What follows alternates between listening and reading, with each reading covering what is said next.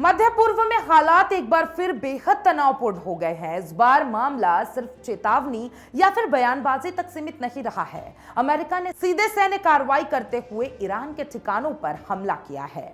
America की central command यानी कि सेंटकॉम ने यह बड़ा ऑपरेशन को अंजाम दिया। यह हमला स्ट्रेट ऑफ हॉर्मुज के पास किया गया, जो दुनिया का सबसे अहम तेल मार्ग माना जाता है। स्ट्रेट ऑफ हॉर्मुज से दुनिया का करीब 20% तेल वहां से गुजरते हैं। अगर ये रास्ता बंद हो जाए तो पूरी दुनिया में ऊर्जा संकट पैदा हो सकता है। इसी वजह से ये इलाका हमेशा से रणनीतिक रूप से बेहद संवेदनशील रहा है। रिपोर्ट्स के मुताबिक ईरान ने इस इलाके में अपनी एंटी शिप मिसाइल साइट्स छिपा रखी थी। इन मिसाइलों का इस्तेमाल समुद्र में चलने वाले जहाजों और तेल टैंकरों को निशाना बनाने के लिए किया जाता है।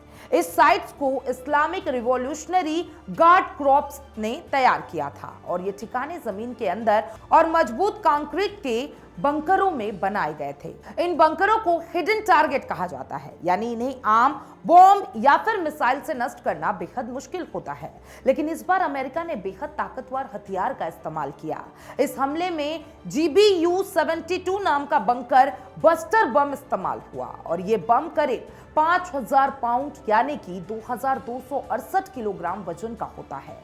यह कोई सामान्य बम नहीं है, बल्कि खास तौर पर बंकर और भूमिगत ठिकानों को नष्ट करने के लिए बनाया गया है।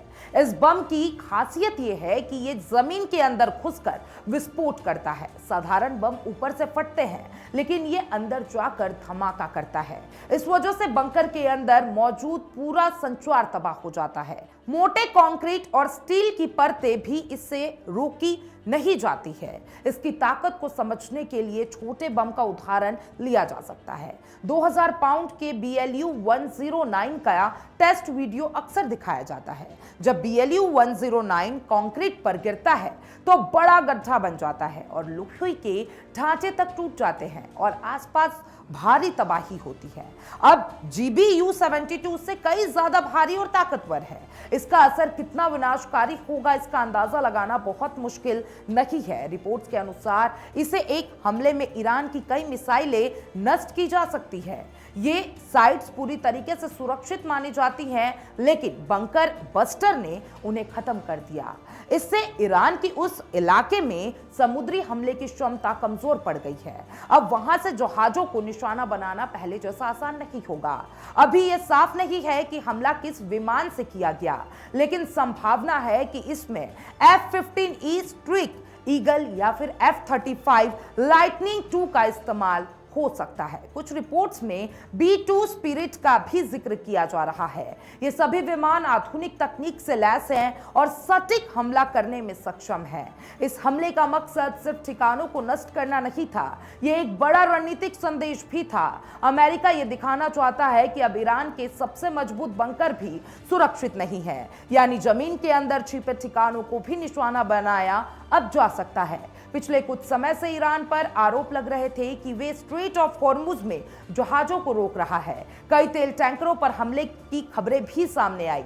अब इन घटनाओं के बाद अंतर्राष्ट्रीय स्तर पर चिंता बढ़ गई है, क्योंकि इससे वैश्विक तेल आपूर्ति प्रभावित हो सकती है और इसकी पृष्ठभूमि में अमेरिका ने यह कार्रवाई की है। यह कदम तेल मार्ग को सुरक्षित रखने के लिए उठाया गया माना जा रहा है। अमेरिका पहले भी ईरान के तेल ढांचों पर हमले कर चुके हैं। खासकर मार्ग आइलैंड को लेकर कई बार तनाव बढ़ चुका है। अब ये नया हमला दिखाता है कि स्थिति और गंभीर हो चुकी है। अमेरिका अब सीधे सैन्य ताकत का इस्तेमाल कर रहा है। इस बीच अमेरिका अपनी सैन्य मजबूती भी बढ़ा रहा है। US ट्रिपोई जैसे युद्धपोत इस इलाके में तैनात कर दिए गए हैं और इस जहाज पर हजारों मरीन सैनिक मौजूद है। ये संकेत है कि जरूरत पड़ने पर जमीन पर भी कार्रवाई की जा सकती है। अब सबसे बड़ा सवाल यह है कि ईरान क्या करेगा। अभी तक ईरान की ओर से आधिकारिक जवाब नहीं आया है, लेकिन अगर ईरान जवाबी कार्रवाई करता है तो हालात और बिगड़ सकते हैं। ये मिसाइल या ड्रोन से हमला कर सकता है। अगर ऐसा होता है तो स्ट्रेट ऑफ हॉर्मुज पूरी तरीके से बंद हो सकता है। ये स्थिति पूरी दुनिया के लिए खतरनाक होगी। तेल की कीमतें तेजी से बढ़ सकती है और इसका असर हर देश की अर्थव्यवस्था पर पड़ता नजर आएगा। महंगाई बढ़ेगी और आम लोगों पर बोझ बढ़ जाएगा। ट्रांसपोर्ट, बिजली और रोजमर्रा की जो चीजें हैं वो महंगी हो जाएंगी। इस हमले ने एक बार फिर ये साबित कर दिया है कि मध्य पूर्व कितना संवेदनशील इलाका इलाका है। यहाँ छोटी सी घटना भी बड़े संकट में बदल सकती है। GBU-72 जैसे बंकर बस्टर का इस्तेमाल एक बड़ा संकेत है। ये बताता है कि जब युद्ध की तकनीक कितनी उन्नत हो चुकी है, अब लड़ाई सिर्फ जमीन या हवा में नहीं बल्कि जमीन के अंदर भी लड़ी जा रही है। जहां दुश्मन छिपा हो वहां तक पहुंचने की क्षमता विकसित हो चुकी है। आने वाले दिनों में हालात किस दिशा जाएंगे, ये पूरी तरीके से ईरान के कदम पर निर्भर करेगा। अगर जवाबी हमला होता है तो ये टकराव और बढ़ सकता है। अगर कूटनीतिक रास्ता अपनाया जाता है तो तनाव कम हो सकता है। लेकिन फिलहाल स्थिति बेहद नाजुक बनी हुई है। ये पूरा घटनाक्रम सिर्फ अमेरिका और ईरान तक सीमित नहीं है, इसका असर पूरी दुनिया पर पड़ सकता है। इसलिए सभी देशों की नजर अब इस क्षेत्र पर बनी हुई है, क्योंकि यहाँ होने वाला हर कदम वैश्विक अर्थव्यवस्था और सुरक्षा को प्रभावित करता है।